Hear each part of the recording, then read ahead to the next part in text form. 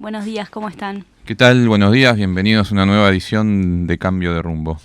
Hoy la idea es poder comentar un poco en base a algunas noticias de los últimos días y hacer cierta comparación que nosotros siempre nos gusta contrastar, ¿verdad? Los dichos digamos, los discursos con la realidad. En concreto nos estamos refiriendo a todo este debate que se dio públicamente entre tanto los equipos económicos del Frente Amplio como del Partido Nacional. Por un día hay como dos hechos en los últimos días. Por un lado, esa especie de debate que se presentó entre dichos del ministro de Economía, Danilo Astori, respecto a las propuestas y el programa económico del Partido Nacional. Si ustedes habrán visto en lo que trascendió en la prensa, allí el ministro, de hecho, utilizó medios oficiales, ¿no? Como la Secretaría de Comunicación, vamos a decir, del país, para criticar lo que son el programa de gobierno de la calle Pou y sus propuestas, aduciendo que para llevar adelante muchas de las cosas que dice el programa del Partido Nacional, iba a tener que llevarse adelante un ajuste feroz. Eso fue lo que dijo Astori. Ante eso, la calle Pou salió a defender su propio programa, diciendo que, bueno, si tanto quiere debatir Astori y tanto se va a meter en la campaña, que lo haga públicamente, ¿verdad? Y allí planteó, bueno, que en realidad no es así. Esto que plantea Astori de que debe llevarse adelante un ajuste no es tan así, fue lo que matizó la calle Pou. Por otro lado, justamente en el día de ayer, Daniel Martínez presentó lo que es su equipo de asesores o voceros en economía. Desde algunos lados se planteaba que, bueno, que había cierta renovación, ¿verdad?, entre las personalidades que allí aparecen. Ahora, cuando uno empieza a repasar un poco y sobre todo algunas de las figuras que forman parte de estos asesores, como el propio viceministro Pablo Ferreri, ¿verdad?, o incluso gente que hoy está en la OPP, como Santiago Soto, o mismo Fernando Isabela, que son parte de la gestión actual, ¿verdad?, de la economía. En ese sentido, creemos que más que renovación va a haber una continuidad, ¿verdad? Así es, por eso hoy con Valeria nos proponíamos analizar un poco entonces, dado que claramente el equipo económico de Daniel Martínez representa una continuidad en materia económica de lo que ha sido la gestión y el modelo, en definitiva el modelo de país impulsado por los gobiernos del Frente Amplio, hacer un pequeño balance y después luego ver qué diferencias tenemos nosotros y qué planteamos, ¿verdad? Y al mismo tiempo mostrar, un segundo nada más, las similitudes que también tiene con el programa de la calle Pou, que podría ser otro de los posibles que ganen, ¿verdad?, la elección. Así es, por eso fiel a nuestro estilo vamos a hacer esto mostrando hechos y datos, ¿verdad? Antes que nada, siempre corresponde contextualizar. El Frente Amplio gobierna el Uruguay desde el 2005. Nosotros entendemos el Frente Amplio se circunscribe dentro de lo que ha sido el proceso de los gobiernos progresistas en América Latina, que llegaron en varios de los países de la región, de nuestra región, al poder gracias a la acumulación de la lucha de los distintos pueblos contra las políticas neoliberales, pero también salvando diferencias. El Frente Amplio, a diferencia de los procesos de otros países, no es un armado político reciente, sino que cuenta con podemos decir, una rica historia, con una tradición original antioligárquica y antiimperialista, ¿verdad? Pero que durante sus gobiernos ha mantenido incambiado el rumbo de la política económica, basada justamente en la inversión de capitales internacionales como motor del desarrollo, digamos, continuando en definitiva con las líneas generales de la política económica de los gobiernos de los partidos tradicionales. Y vamos a ver esto porque, si bien fue durante un periodo en el que tuvieron divisas para aplicar políticas sociales, para aumentar el salario real, por ejemplo, fue gracias sobre todo al excedente generado por los altos precios de las materias primas que el país profundizó en cuanto a su rol, que significó una fuerte primarización, ¿no? Porque si algo ha hecho el gobierno del Frente Amplio es profundizar, no solo mantener el rol en la inserción del mercado internacional que venía de los partidos tradicionales, sino que lo profundizó, ¿verdad? Aumentó la dependencia del país, la primarización de la economía, ¿verdad?, con un modelo socioeconómico llevado adelante que además, y acá viene quizá para plantearlo en datos concretos, ¿por qué decimos nosotros es la continuidad? Primero, porque el marco jurídico, es decir, las leyes que utilizó el progresismo para aplicar su modelo económico, para llevar adelante su gestión económica, proviene de esa década neoliberal de la cual se alimentó, ¿verdad? La ley de zonas francas, es el año 87, primer gobierno de Julio María Sanguinetti. La ley forestal, en la cual se asienta hoy toda la inversión para la celulosa, es también del año 87. La ley del arrendamiento de tierras del año 91, gobierno de Luis Alberto Lacalle. La ley de puertos, gobierno de Julio María Sanguinetti en segundo periodo del año 98. La ley de promoción y protección de inversiones, la que permite a los grandes capitales exonerar impuestos, es del año 98. Otras leyes como la ley de la seguridad social, la que creó la SAFAP y privatizó la seguridad social, es del año 95. Es decir, el Frente Amplio, con 15 años de mayorías parlamentarias, con el mayor apoyo popular que un gobierno haya tenido en la historia, es decir, podría haber modificado todas estas leyes en pro de una estructura económica distinta, en pro de cambiar radicalmente las bases de nuestra economía, no solo las mantuvo, sino que además agregó otras de paternidad propia del Frente Amplio, como son la Ley de Participación Público-Privada, la ley que permite trasladar patrimonio público a los privados y le traslada a la gestión, o la reforma tributaria, que modificó, por ejemplo, el impuesto al capital, el IRAE, bajándolo de un 30 a un 25%, ¿no? Hay otras leyes, como la de los inmuebles rurales, que hoy permiten la acaparación y la extranjerización de la tierra, que también fueron modificadas en la administración Frente Amplista. Entonces, todo esto tuvo como una consecuencia práctica también que llevó a cifras históricas las exoneraciones de impuestos al capital, la concesión de nuevas zonas francas y la cantidad de impuestos no cobrados al capital, que llegó a estar en 1.800 millones de dólares anuales, ¿no? Por eso vemos entonces que a pesar del discurso rimbombante hacia la izquierda, se produce un consenso en la gestión del Frente Amplio con las políticas neoliberales de los años 90. Y bueno, como decía Federico, como parte de la gestión del Frente Amplio coincidió con el aumento de los precios internacionales de las materias primas, esto permitió que el país llegara a niveles históricos del PBI, ¿verdad? Un aumento histórico, sobre todo en el año 2014. Y como también se mencionaba, esta coyuntura permitió aumentar el salario real al mismo tiempo que esto de la mano con el fomento del consumo y la generación de crédito, ¿verdad? Es decir, hoy en día los uruguayos estamos más endeudados que hace años.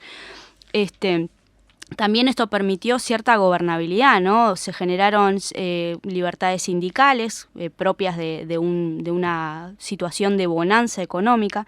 Se desarrollaron también programas de asistencia social, lo cual de alguna forma cimentó lo que es el consenso social, ¿verdad? Que les da a esta era progresista, que les dio la gobernabilidad, sobre todo en el primer y segundo gobierno. Y sobre todo algo que nosotros siempre nos, puntualizamos como lo que se puede considerar una traición con respecto a quienes votaron al Frente Amplio pensando que iba a ser un cambio, generando esa idea desde el gobierno de que el progresismo llegó para quedarse y de que es posible administrar bien el capitalismo, ¿verdad? Que eso que es lo que creemos una de las principales traiciones. Es decir, con cierta bonanza se puede, ejecutar, administrar bien el gobierno para que todos podamos vivir bien. Esto que es una gran mentira, ¿verdad? Porque luego cuando vienen la baja de los precios de las materias primas y la economía se resiente, los que terminamos pagando los platos rotos y el costo de este modelo somos los trabajadores, ¿verdad? En definitiva, para resumir lo que decíamos hasta aquí, el trasfondo, lo que deja de ver es la entrega del país al capital extranjero y la adecuación, en definitiva, de nuestra economía nacional a las necesidades del gran capital. Algo que ya venían haciendo los otros gobiernos hasta ahora, ¿verdad? Es decir, en particular, las inversiones arribaron al país que fueron dirigidas sobre todo a la compra de tierras, como mencionaba Federico, por las leyes, por ejemplo, forestales. Las unidades productivas que hasta ese momento eran de capitales nacionales pasaron a capitales extranjeros. El sector de la construcción con foco en obras de infraestructura funcionales a estas industrias, ¿verdad? Es decir, que ha sido en general un proceso que ha tendido hacia la enajenación de los bienes nacionales y la expansión del capital financiero en la plaza nacional.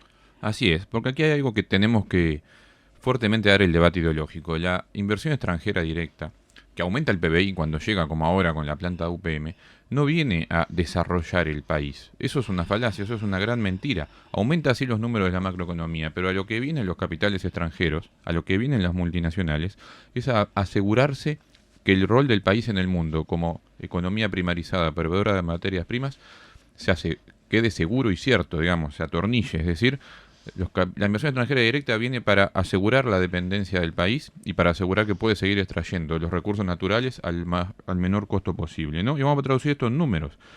Vamos, por ejemplo, a la forestación, ¿no?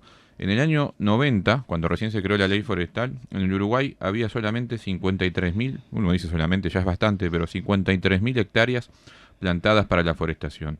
Hoy ya ha pasado el millón, es decir, 20 veces más. Y solamente 3 empresas, que todas extranjeras, controlan la mayoría de la superficie plantada con eucaliptus y pinos. Forestal Oriental, una subsidiaria de UPM, Montes del Plata y Weyerhaeuser, que es una filial norteamericana. Después tenemos la cadena de la carne, la cadena histórica, si se quiere, en el rol económico del país, ¿verdad?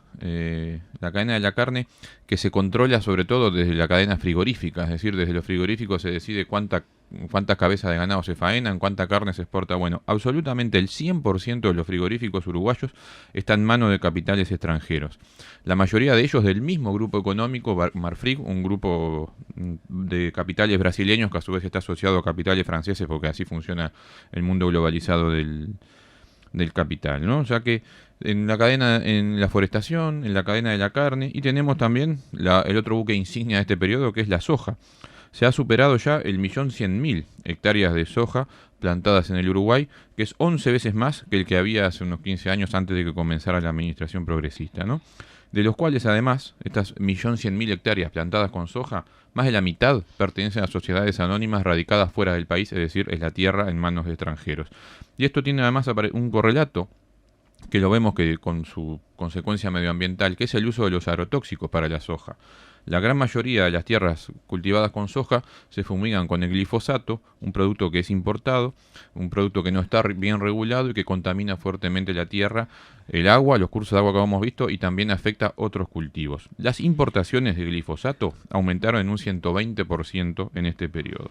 Por eso, tras los dos y ahora esta última administración, pero lo separamos en los primeros dos porque fue distinta la coyuntura económica, tenemos como resultado el Uruguay siendo un país primarizado, que exporta productos de escasa elaboración, es decir, de escaso valor agregado, y que importa productos elaborados tanto de consumo como bienes de capital, ¿no?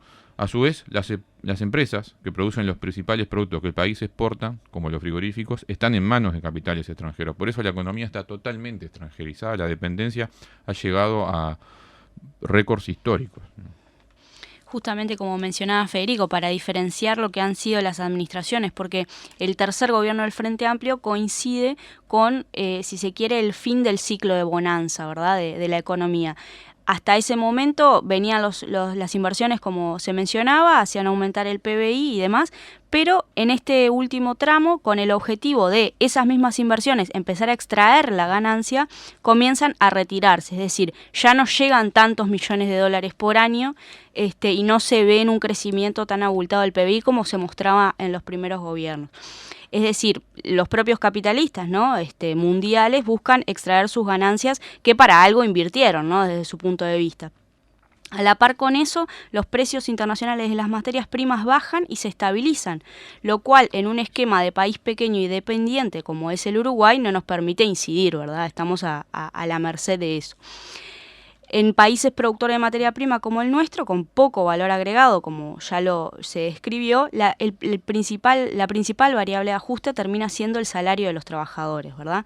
Tanto los salarios directos, como hemos visto en los distintos consejos de salario, como se han desindexado, ¿verdad?, los salarios, es decir, que no aumenten acompasados de la inflación, o al mismo tiempo reduciendo lo que son servicios públicos o, digamos, ciertos beneficios que pueden tener los trabajadores a través de la inversión pública, ¿no?, tanto en salud, vivienda, etcétera, educación, etcétera. Es decir, son todas variables que el capital en concreto busca disminuir para aumentar su tasa de ganancia.